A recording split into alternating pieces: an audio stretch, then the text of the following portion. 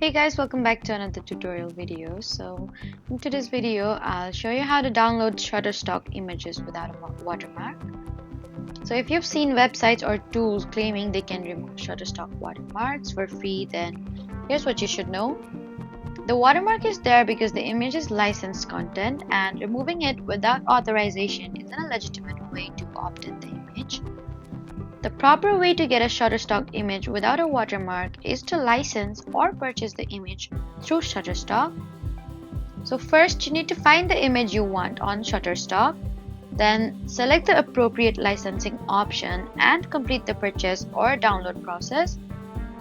And once you've opted in the proper license, you can download the authorized version without the preview watermark. And if you don't want to purchase an image, then consider using legitimate free stock image websites that provide images under their own free licenses. So that was the legal way to get Shutterstock images without watermark.